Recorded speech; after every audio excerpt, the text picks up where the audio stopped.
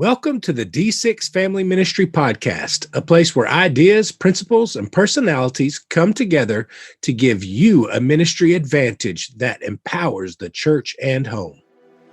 I don't know anything more important in our society or in the kingdom of God than to help the church, help the family. Discipleship is not an event, it's a way of life. And one day it just hit me that discipleship at home was not about doing more. It was about inviting Christ into what we were already doing. The goal of family ministry is not families sitting on the couch holding hands and singing Kumbaya. The ultimate goal is families that love God, love people, and make disciples of all peoples. So that's why you're here. You're here to say 1 hour a week, as significant and as awesome as it is, we know that it's not enough and we want to be intentional with every hour. You're listening to the D6 Podcast. Here are your hosts, Marianne Howard, Ron Hunter, and Josh Wooten. I'm pretty excited about today's guest. It's Scott Humston, who is an illusionist.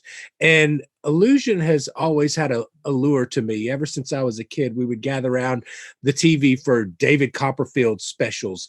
And, even fascinated for me, myself as a kid, of the legend of Houdini and all of these great illusionists. But Scott really touches on a statement in his podcast here that is very powerful. He has an amazing story, but the whole time he points back to God, and he says, magicians do tricks.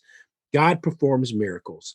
And he has an incredible testimony, an incredible story, how God has used his challenges and his life to further the gospel. And it's pretty inspiring, and I'm very excited for our audience to get to listen to that today. And have there been any, those magicians through the years? Ron, do you remember a trick or something that you've seen performed on TV, or whether it was Copperfield or any of those guys that you just thought, wow, that's amazing? How did that happen? Yeah, I'm just always blown away with every one of them, whether or not it's Copperfield or David Blaine. Our family's watched a good bit of David Blaine lately in the last, 3 or 4 years. I'm sitting there going, come on. I know everything's a trick, but I'm still blown away by them. Everybody wants to know the answer. Everybody wants to know the background to it. And I'm the same way. It leaves that mind, it's kind of like you go to bed at night going, oh, how did that happen? There's not closure. And I think that's what these illusionists, magicians, whatever we want to call them, do to us. I'm blown away. I don't know if I can narrow it to one favorite trick, Josh. I think it's kind of cool, the similarities to the way God works. We know that he has this. We know that he can do things that are out of what we consider a realm of possibility. And when we see him work, sometimes it still amazes us, even though we know the power that he has. It's like those tricks, except guys, of course, is not a trick, but the sleight of hand stuff. You're watching it, you're going, okay, I know they're trying to fool me and to deceive me, but you never see it happen. And so I think it's cool the way the setup of this story goes, and how David's history with Scott that he doesn't even know that he has. So I'll just tease that. I agree. So let me tell people why Scott's here at the D6 conference. We have such incredible content from speakers that you got to break that up with either a comedian or a magician or, something lighthearted in there. And so Scott was our illusionist who really got people laughing and just kind of going, how did that happen? And yet in the midst of this, he has the story that Josh is alluding to in quite a powerful way. So when we come back from the break, I want you to hear his story and how God used it in a way many years later and through the power of a parent. Watch for those clues when we get back from this break.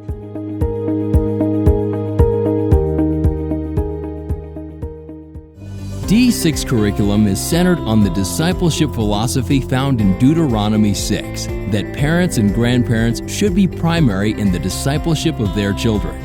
To accomplish this, D6 curriculum aligns every age in church on the same biblical passage or topic. Family alignment serves as a catalyst for parents to have conversations with their children about faith in the home. D6 also provides many other tools to help parents and grandparents. Learn how D6 curriculum can empower parents in your ministry at d6family.com.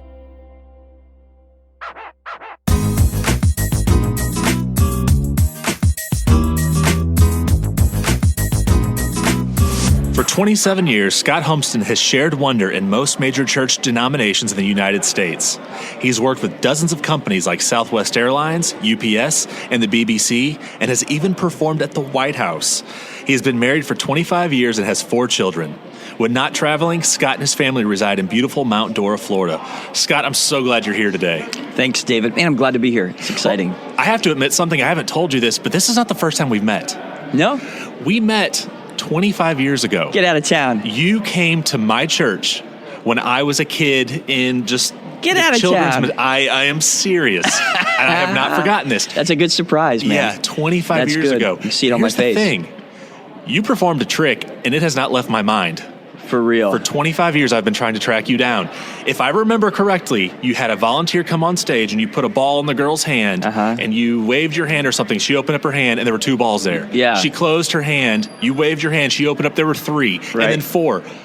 So for 25 years, I've been trying to track you down to find out how you did that. That is so funny. And I feel like you're probably not going to reveal your secret to me. No, I'm not, but that's fantastic. Yeah. 25 years. Okay, you got to tell me this, David. What church was that? This was Calvary Fellowship Church in Fenton, Missouri.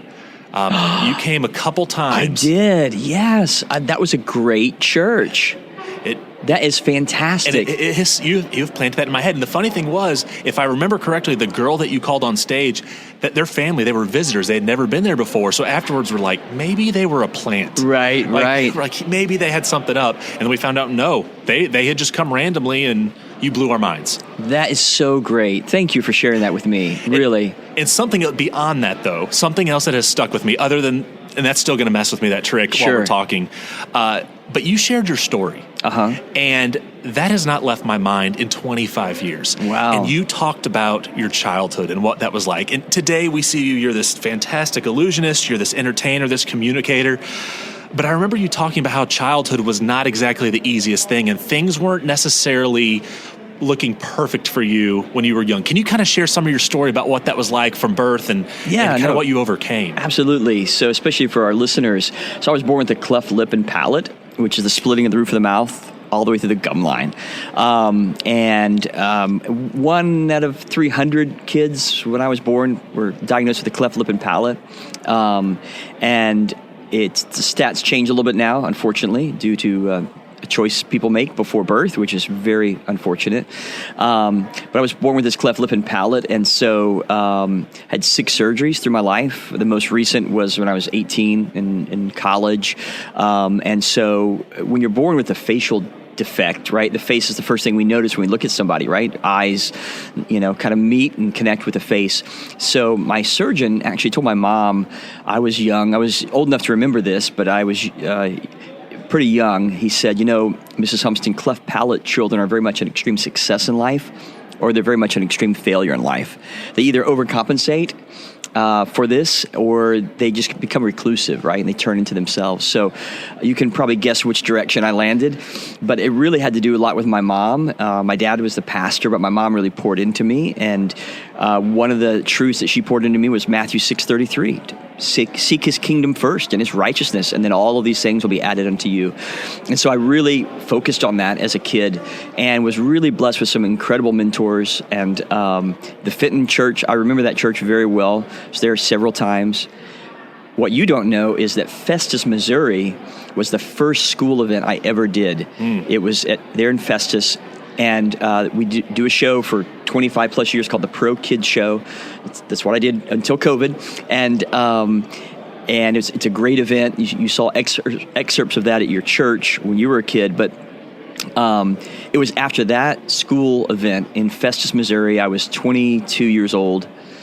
And a boy came up to me after the show. And he said, and this was in the school and wasn't overtly a Christian message. If you're a believer and you see, it's pretty obvious, but it wasn't. There was no altar call or anything like that. He came up to me at the edge of the stage and he said, Mr. Scott, are you a Christian? And I said, as a matter of fact, I am. And he goes, I could just tell from the way you talked to us today. and was the most mature thing, this 5th or 6th grade boy. And I knew then I was on the right path, if that makes sense. Yeah. So our listeners are going to have to just indulge me for a second, because I'm getting goosebumps, because I remember you telling us that story about the doctors talking to your parents. Right, yeah. That has stuck in my mind. And 25 years ago, seeing what you had done, I thought that is so inspiring. 25 years later, I'm sitting across from you talking to you, and I'm thinking, like, this is so surreal to see you here at the D6 conference when 25 years ago you were at my local church performing. And sorry to the audience listening, I'm just kind of having like my mind is blown right now. You're like, are you ever going to get a job? Yeah. That's right. Not quite.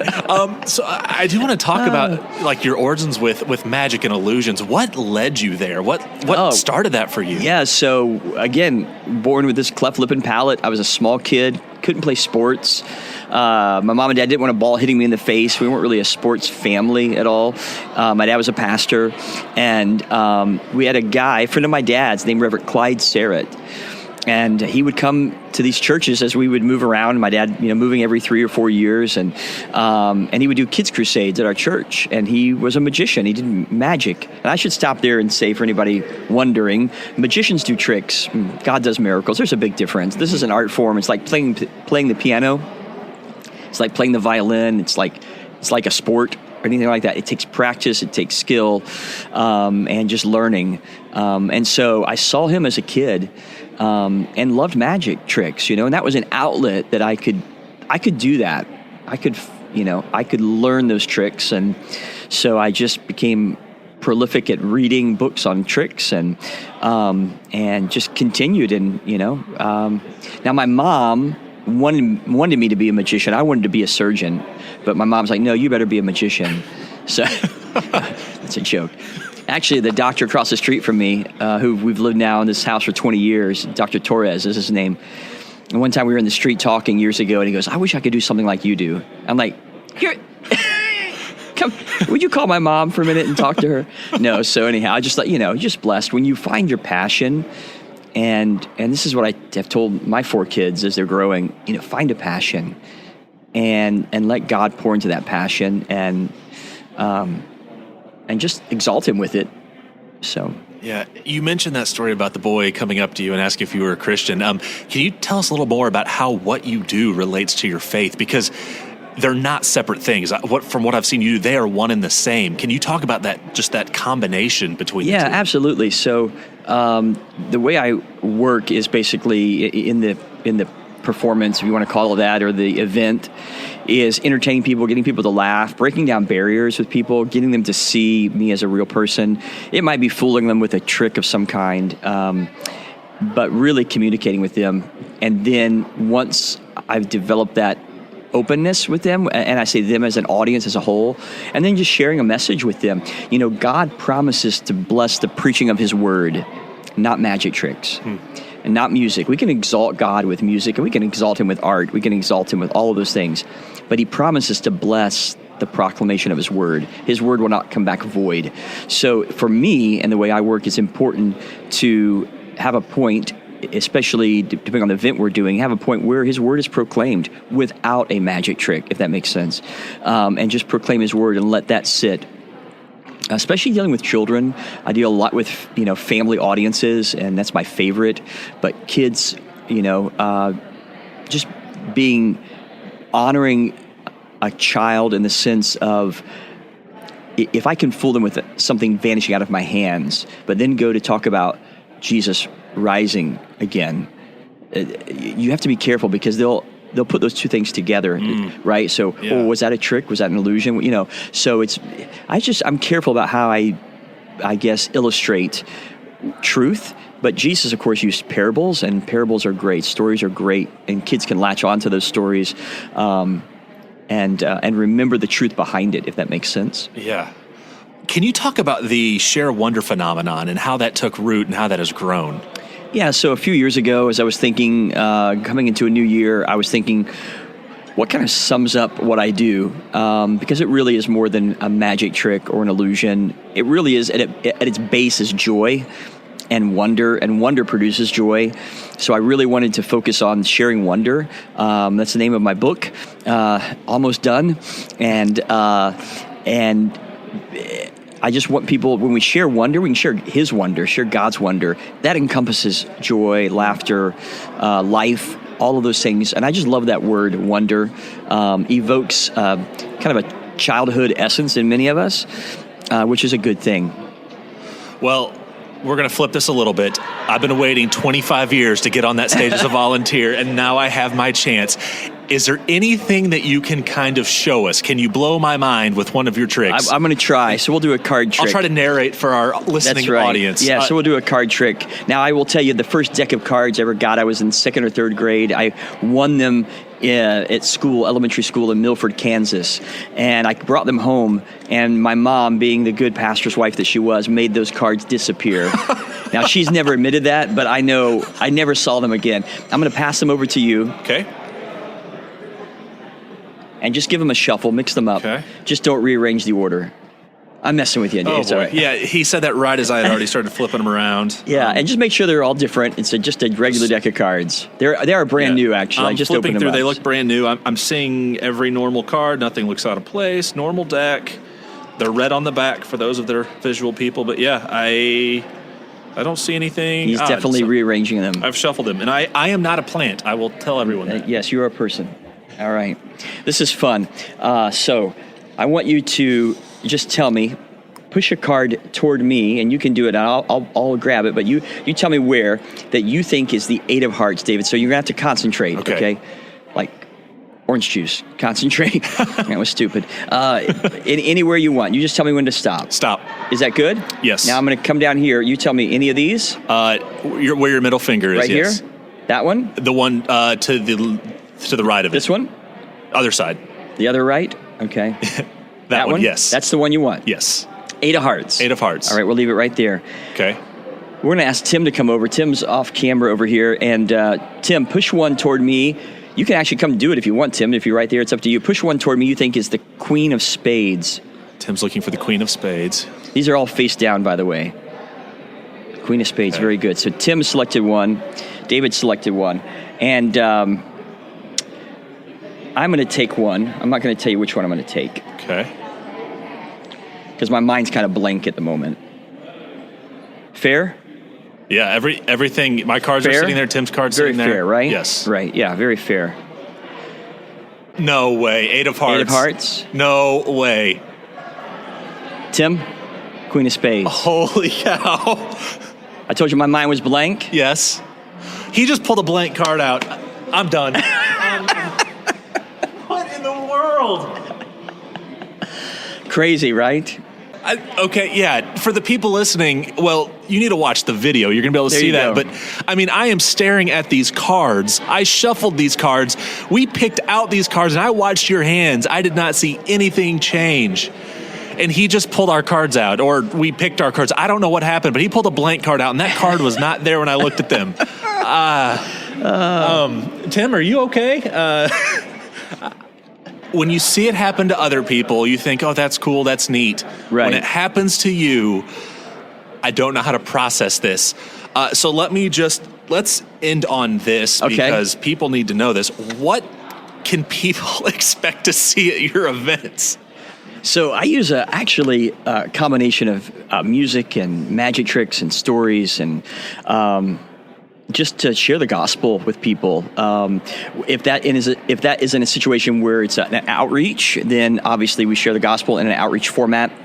If it's a volunteer event or an event to share awareness of something for a church or like D6 here. Really, it's just encouraging people here at D6. I'm just encouraging all these great leaders of their church, getting them to laugh a little bit. What I like to call in an environment like this on stage, I kind of do brain breaks for people because they've processed so much information the last few sessions that their brain needs a break, honestly. So you just come out, and at that point, there's just sharing laughter with them. And I'm just so excited to be with you guys. Well, for our listeners out there, and I'll tell you straight up, I was not asked to say this. I was not paid to say this. Scott didn't ask me to say this. But, I mean, when you think about the impact it had on me, Yeah. 25 years later, That's amazing. Your story still sticks with me. Your tricks still stick with me, but it's the story more than anything that I still remember. I mean, that exact conversation that you shared that the doctor had with your parents, I can vouch for the effectiveness of your ministry and what you're doing. That's fantastic, David. Thank you. It is amazing. It's fun. It's engaging. What you've done right now, 25 years from now, I'm going to be telling people. But what you do is so incredible. And the fact that what you are doing is sharing the gospel with people who need it so desperately, and you're encouraging those who need that encouragement so desperately. Amen. The fun stuff is fun, but there's eternal stuff going on that matters. Absolutely. Scott, thank you for being here at this conference. Thank you for being here today, and thank you for messing with my head so much right now that I will never forget this moment in my life. You're welcome. Blessings to you.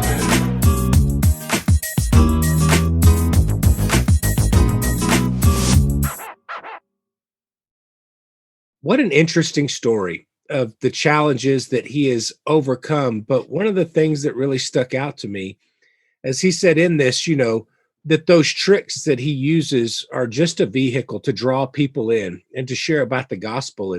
And any skill, talent, or gift that we have, no matter how different or unique, or maybe we don't even view it as too special, but anything that we have that God has given us, something that we've worked at, whatever it is, can be used to bring people to the Lord and at least start a conversation. It's like his goal is not to be the most amazing illusionist on the planet.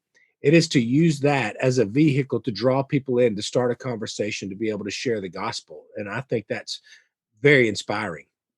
Totally agree. And equally inspiring to me was his mom, who absolutely took that doctor's advice and said, hey, they're at a fork in the road. I'm going to be intentional to help my son out.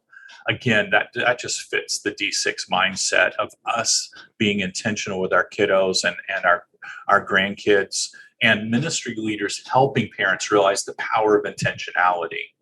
I'm thankful for Scott's testimony. It's been good. Thank you for sharing that. Thank you for being vulnerable, Scott, for sharing that, and David for probing in that unique way.